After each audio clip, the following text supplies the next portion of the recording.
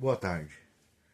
Então nós vamos falar hoje, sobre a metafísica dentro da visão de Maomé. Nós vamos falar de Maomé, do islamismo, mais precisamente de Maomé ou Muhammad, Ele surge ali pelo século 6 e 7, onde ele vai unificar as nações árabes, ou as tribos, melhor dizendo, árabes, que tinham uma visão pagã, uma visão politeísta de divindade.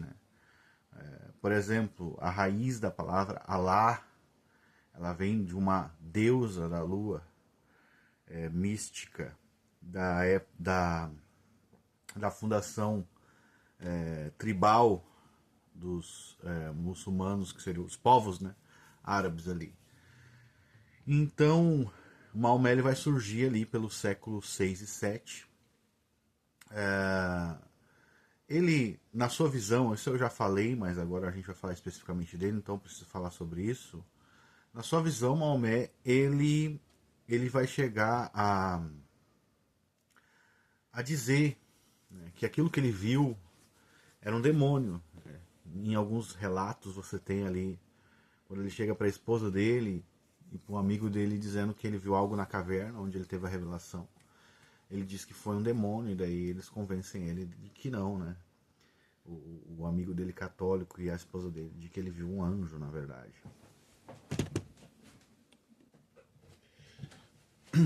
Então, recapitulando, Maomé ele vai defender que ele teve essa revelação de Deus, onde o anjo Gabriel aparece para ele numa caverna, e ele fica com medo, e passa então a dizer para ele que ele é o profeta, o mensageiro de Alá, que é o Deus verdadeiro, que seria o mesmo Deus de Abraão. Só que ele vai passar, esse anjo, ele vai passar uma visão totalmente, vamos dizer assim, com várias distinções da visão bíblica, da revelação bíblica. Dentro do quadro geral, que a gente pode ver, por exemplo, para Maomé não foi Isaac que foi oferecido em sacrifício por Abraão, mas Ismael. Ismael é que era o filho escolhido, e não Isaac, que era o filho da promessa, não Isaac. Então há diversas distorções assim que vão acabar tendo um fundamento, vamos dizer assim, não de verdade, mas um fundamento para os povos árabes, como se eles fossem injustiçados, como se Deus na verdade tivesse escolhido eles como um povo da revelação e não os judeus. Isso causa uma rixa terrível entre os povos judeus e árabes. Mas enfim, outras coisas, entre outras coisas que Maomé ensinou. Maomé ensina, por exemplo, que Deus, que Jesus, ele não é Deus, ele era só um profeta. Ele ensina que Jesus fez milagres, mas ele era só um profeta de Maomé. E que Jesus voltará ainda junto com o Mahdi, ou depois do Mahdi, que seria o Messias deles, o último profeta, o próximo profeta islâmico. E Jesus não morreu na cruz para Maomé, Muhammad. Jesus não morreu na cruz, foi Judas que morreu. Então Jesus não morre na cruz, quem morre é Judas.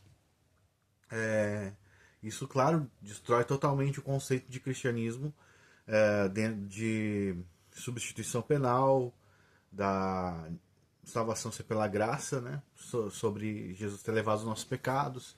Tudo isso é um ataque, obviamente, ao cristianismo.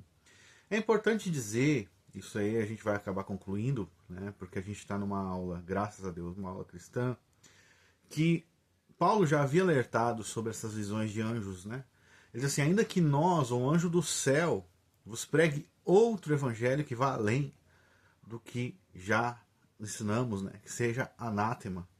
E ele repete de novo: assim de novo vos digo, e aí ele repete, ainda que nós, ou um anjo do céu, vos pregue outro evangelho que seja amaldiçoado. Então, uma outra mensagem, com outro evangelho, conteúdo, é uma outra maneira de salvação, uma outra boa nova. Uma negação dessa que é apresentada, onde Cristo é aquele que nos substituiu, que levou os nossos pecados, e que obedeceu a lei em nosso lugar. Isso seria um outro evangelho, né? Um evangelho ou que você tem Jesus e mais alguma coisa, ou que você não tem Jesus, né?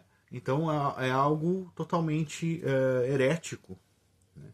E Paulo não está se opondo a qualquer revelação, ele fala que há uma revelação específica, ainda que nós ou anjo do céu, ou seja, mesmo os apóstolos, mesmo que Paulo, mesmo que um anjo, Miguel, sei lá, Gabriel aparecesse e entregasse uma mensagem dizendo, né, que existe um outro caminho para a salvação, ou apresentando uma boa nova diferente daquela que os apóstolos apresentaram, isso deveria ser amaldiçoado, né, que vá para o inferno. Essa pessoa deve sofrer a danação eterna.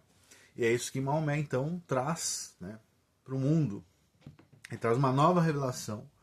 E é importante ressaltar isso porque muitas pessoas elas ainda acham que o islamismo ele é mais antigo que o cristianismo. Não é, nunca foi, nem será. O islamismo aparece no século 6 e 7, né?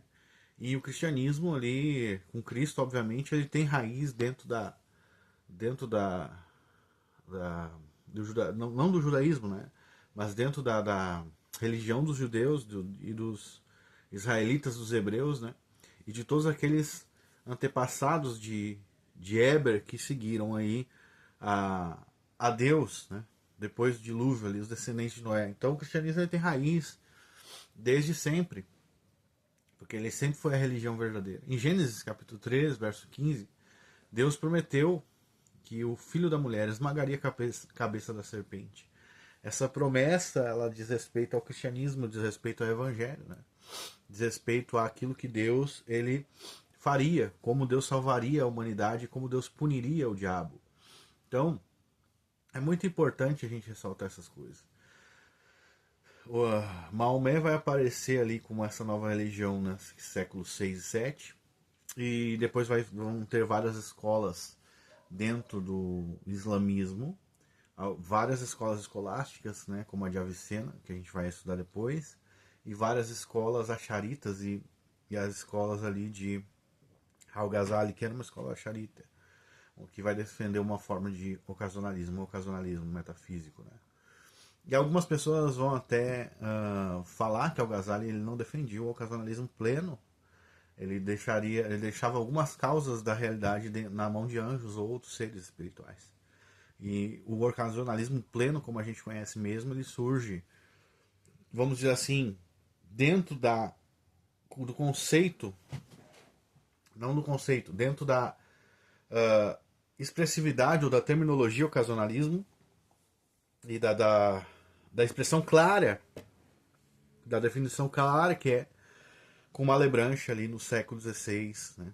Ele vai surgir de verdade daí com Malebranche, 16, 17, que ele vai acabar surgindo com uma definição robusta do que é, né, ocasionalismo. Então, mas nós vamos voltar a Maomé. Qual a visão de mundo de Maomé de várias coisas, né? Então, é importante a gente apontar as contradições dentro do livro do Alcorão. O Alcorão ele é o livro sagrado dos muçulmanos, tá?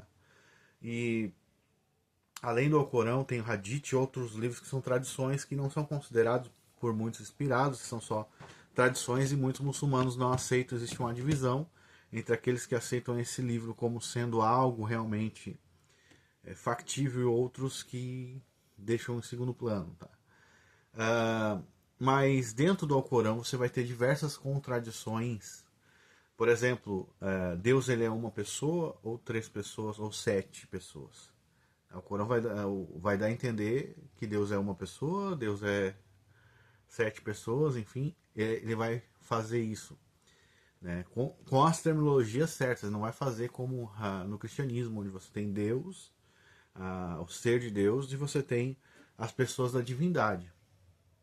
Não. Ele defende que só existe um Deus, que não existe mais divindades, e depois ele vai falar que Deus ainda é 7 pessoas e vai entrar dentro de uma contradição. Tem diversas contradições, por exemplo, o número de dias que a Terra foi criada no Alcorão, ela é esse número de dias, quantia de tempo, né, que o mundo foi criado é diferente em vários relatos do Alcorão, que isso é uma contradição.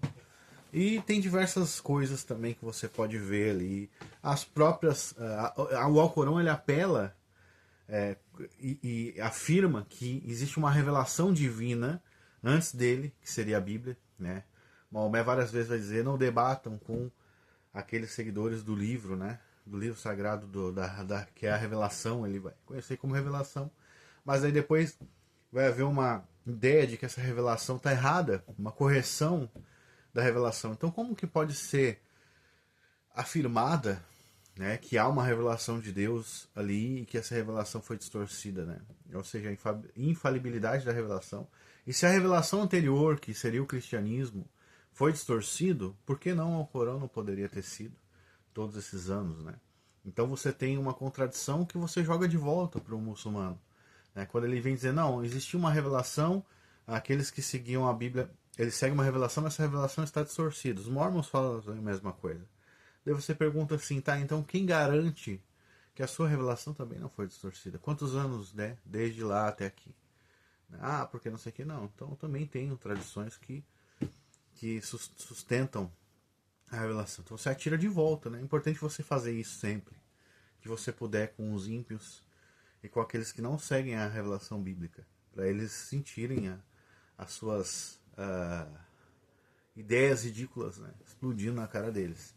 Então, se a Bíblia era uma revelação e agora o Alcorão é uma revelação, então como você garante que essa sua revelação também não vai ser distorcida? Se Deus permitiu que a Bíblia fosse, né, então não tem sentido, né? Enfim, essas questões são questões de revelação, né? A epistemologia islâmica é baseada nas palavras de Maomé, de Muhammad, baseado no que ele disse. Você tem dentro do islamismo também uma visão metafísica de causalidade, predestinação, você tem. Ah, mas o Islã crê na predestinação. Mas vamos lá, ele crê na predestinação, mas daqui a pouco ele vai falar que o homem da responsabilidade do homem, mas daqui a pouco ele vai falar sobre salvação, e na salvação é por obras. Ou seja, você está fatalmente determinado, mas você vai entrar para o céu no seu esforço. Né? Então, existe esse conceito de predestinação islâmica. É por isso que muitos muçulmanos vão ser deterministas rígidos e vão negar a ideia de livre-arbítrio. E alguns muçulmanos não, né? Mas a maioria vão defender essa ideia de determinismo. Né? E muitos vão defender o ocasionalismo, mesmo sendo um ocasionalismo parcial. A gente vai estudar depois ali Al-Ghazali, então, para você entender o que eu estou falando. Então, na metafísica islâmica, existe uma predeterminação, as coisas acontecem de acordo com o que Allah planeja, mas é uma coisa meio imprecisa às vezes. Né? Você tem a responsabilidade humana, no próprio livro não é trabalhado isso, e os filósofos islâmicos vão se divergir entre isso. Né? Isso sempre acontece com o sistema de crenças. Você tem também a ideia de salvação por obras, ou seja, a soteriologia islâmica é totalmente meritória, baseada no mérito. Você precisa viajar para Meca, você precisa orar tantas vezes por dia, você precisa cumprir aqueles rituais. E não apenas a fé, você tem que crer e fazer. Se você não fizer, você não vai. Então Allah vai medir as suas obras, ele vai te julgar de acordo com elas, e você vai para o céu ou para o inferno de acordo com as suas obras. Então a soteriologia islâmica é totalmente meritória. Né? Eles defendem salvação por obras. Continuando então, amigos. Metafísica determinista bem definida, mas determinismo rígido a princípio dos muçulmanos. Epistemologia depende da revelação de Maomé, que é contraditória e apela para a Bíblia e ataca a Bíblia como sendo uma revelação real que foi distorcida. E aí você atira de volta para eles ali a questão, né? Se a Bíblia foi, então quem te garante que esse teu livro aí também não? E soteriologia mérito, né? Existe uma questão escatológica do, do islamismo, né?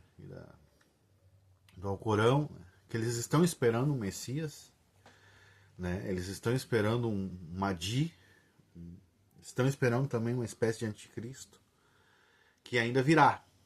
E aí ele vai converter todo mundo ao Islã. Vai aplicar a Sharia, né? Que é a lei islâmica.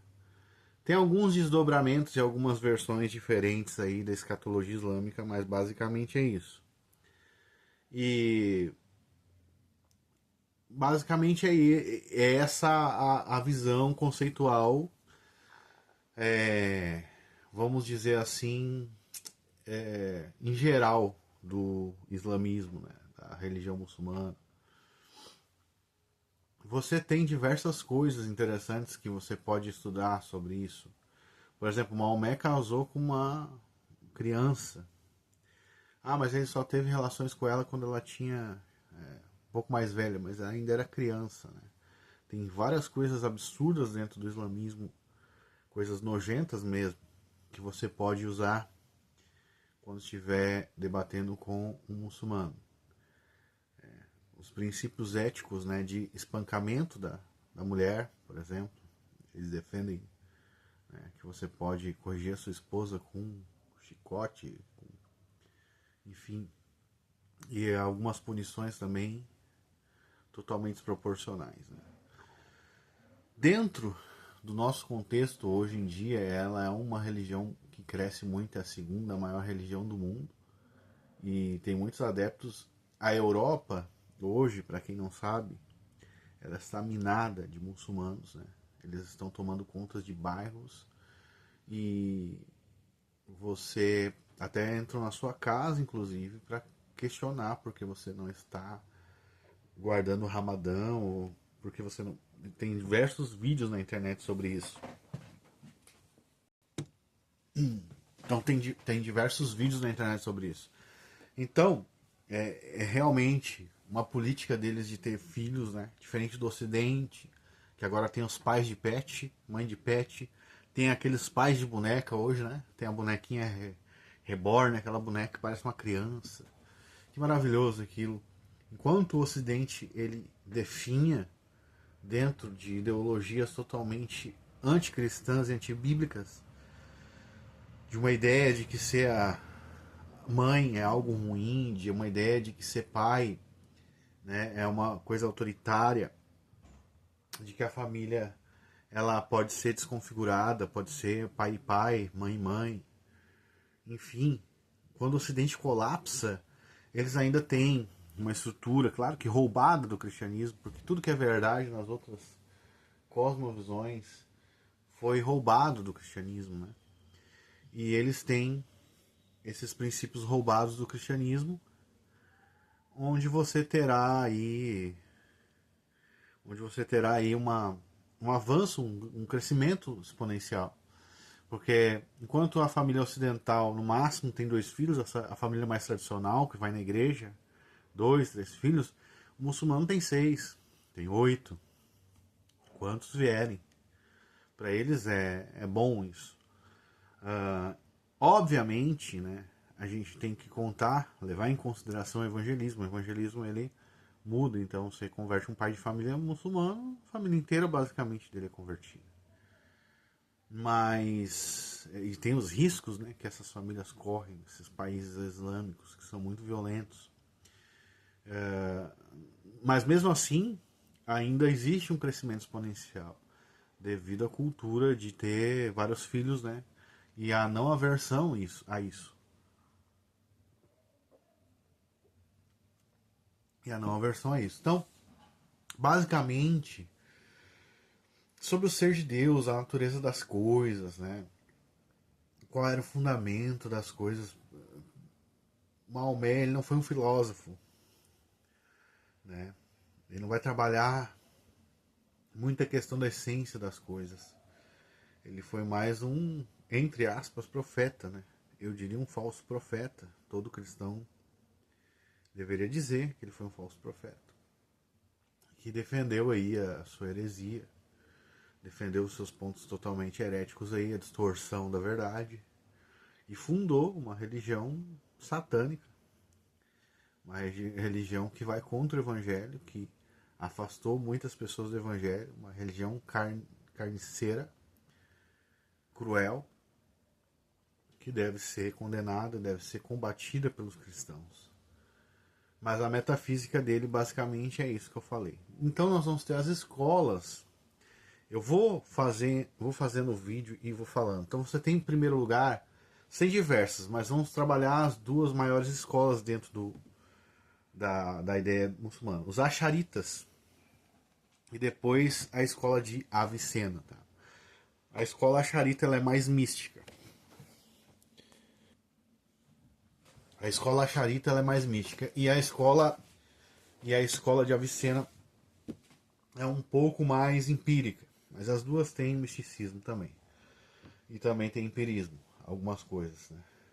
A escola Asharita, ela vai se distanciar um pouco dos escolásticos e ela vai focar na parte mais espiritual, na parte mais dos milagres e na parte mais providencial do sistema muçulmano. Então os Asharitas eles vão trabalhar muito no seu pensamento filosófico, né, sobre a providência, sobre, eles não chamam disso, né, mas o plano de Allah, a determinação das coisas, e vão trabalhar também a questão mística. Dentro da escola Asharita vai surgir Al-Ghazali. Então Al-Ghazali vai rejeitar, ali pelo século 8, 9, ele vai rejeitar a visão escolástica de causalidade. Então, ele vai usar o exemplo do algodão e do fogo. Como é que é esse exemplo? Se eu colocar o fogo do lado do algodão, o algodão queima.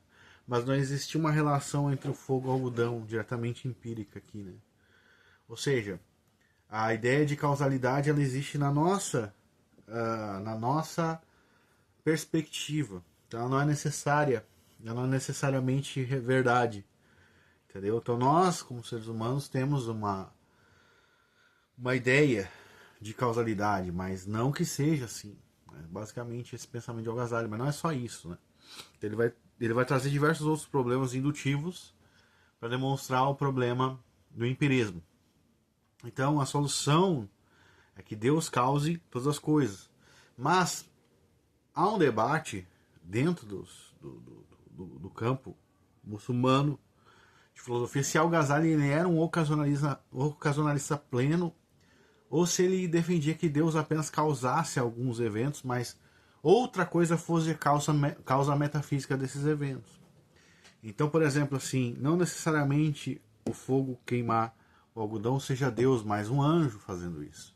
Então, alguns vão dizer que Al-Ghazali ele tinha essa ideia. Então, o místico, aquilo que não é não místico, o invisível, né, seria a causa das coisas. Então, não necessariamente que Deus seria a única causa, vamos dizer assim, real de todas as coisas, como defende Malebranche. Diferente, né? Não, ele vai dizer então que ele, de acordo com essas figuras, né, muçulmanas, ele vai defender que dentro da nossa visão empírica as coisas são causadas, mas por algo, na nossa visão, pelas próprias coisas, mas na verdade essa relação ela é causada por trás dos nossos olhos, ou seja, metafisicamente por algo sobrenatural. Muitas vezes, na maioria das vezes, Deus, e na maioria das vezes, e em outras vezes, quer dizer, poder ser anjos, demônios de djinns, né? E outros seres espirituais assim. Basicamente, esse é o pensamento de Al-Ghazali. Basicamente. Você vai ter então Avicena. Avicena ele vai ser um escolástico. Praticamente ele é o Tomás de Aquino do Islã. A Avicena ele traduziu diversas obras. Ele escreveu muitas obras a respeito, defendendo a metafísica de Aristóteles, causalidade primária, causalidade secundária, ética, enfim. Ele teve muita influência, não só no mundo islâmico, como no Ocidente, né? Ele vai trazer algumas outras coisas que não estavam traduzidas também para dentro do campo filosófico ocidental. Então você tem aí essa influência de Avicena. As escolas de Avicena vão ser umas escolas mais parecidas com o tomismo a respeito de providência, umas escolas mais, como é que eu vou te dizer, empíricas, né, empiristas. E essas são as distinções das escolas dentro do Islã. Você tem também algumas divisões como o sunismo e o xiismo, né, que daí são divisões religiosas, né. Os xiitas, eles têm alguns princípios mais radicais que os sunitas, mas se você perguntar em 90%, 80%, sei lá, por cento dos muçulmanos, se eu não me engano, tem que pesquisar, mas eu diria que 80% dos muçulmanos, no mínimo, são sunitas, os xiitas são maioria, tá? Você perguntar para eles se o que alguns terroristas do Hamas, o Hamas é sunita, né? O Hamas, ele é da linha que seria a mais suave, a menos radical do Islã, e mesmo assim você tem barbaridades e coisas horríveis que eles fazem. Então, essa ideia de que os xiitas, que são os radicais, e os sunitas são mais suaves, ela é uma ideia que não está bem precisa, né? Inclusive, eles se apoiam entre si, né, quando eles estão brigando com o Ocidente. Eles brigam entre si por um tempo, mas depois eles se apoiam entre si quando estão brigando contra o Estado de Israel, quando estão brigando contra o Ocidente. Então você tem isso. Enfim, a exposição sobre o Islã basicamente foi essa. Essa é a ideia de Al-Ghazali. Eu não vou ficar me desdobrando dentro do que. E de Avicena, né? Dentro de cada coisa. Metafísica de Al-Ghazali é uma metafísica ocasionalista, pode ser plena ou não. Existe um debate sobre isso. Avicena é uma metafísica concorrentista, né? Pode ser compatibilista ou concorrentista, mas é muito, muito, muito certamente é concorrentista. Tá? Como os próprios escolásticos, claro, com algumas divergências devido ao princípio religioso que eles têm. E Avicena, ele vai ser mais influente e predominante dentro da escola e dentro do pensamento do mundo muçulmano do que Al-Ghazali. Tá? Basicamente é isso que eu teria que falar sobre a metafísica de Maomé, de Avicena e de Al-Ghazali. Tem outros filósofos muçulmanos? Tem. Nós vamos vê-los. Muito provavelmente vamos vê-los. E vamos voltar a ver depois, talvez. Muito provavelmente. Nós vamos voltar a ver Al-Ghazali, vamos voltar a ver Avicena. Um pouco mais pormenor, algumas coisas que nós queremos tratar nas nossas aulas posteriores. Né? Por enquanto, é isso que a gente precisa saber. Para estabelecer um princípio para a gente seguir a partir daí. Tá?